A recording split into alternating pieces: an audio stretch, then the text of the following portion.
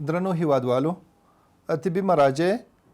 وزارت صحت عامه او ډاکټران چې کومې لارښوونې د کرونا وایرس د ناروغي په اړه باندې کوي دغه په موږ ټولو باندې لازمي دي، په ټولو هیوادوالو باندې لازمي دي، ځکه الله جل وعلا شانه فرمایي خذوا حذرکم، تاسې احتیاطي تدابیر ونیسئ، تاسې خپل احتیاط وکړئ. ډاکټران وایي چې له ګڼې ګوڼې له ځایونو نه ځان وژغورئ، ګڼه ګوڼه مه جوړوئ، که هغه په مسجد کې وي، که په بازار کې وي، که په بل هر ځای کې وي. نو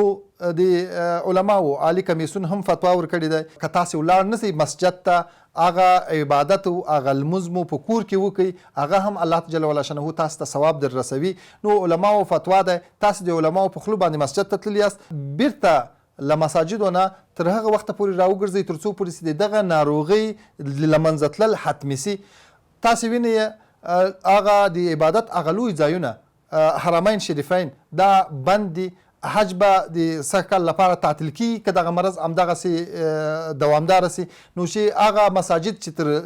تر دغه عامو مساجدو ډېر غوره دي، هغه مساجد هغه حرمین بند دي. نو د دغو مساجدو کې هم تاسې ګڼه ګوڼه مه جوړوئ او خپل ځان هم وژغورئ او نور هیوادوال هم وژغورئ، ځکه رسول الله صلی الله علیه و وسلم فرمایلی دي لا ضرر ولا ضرار فی الاسلام، په اسلام کې نه ځان ته او نه بل چاته ضرر رسول سته.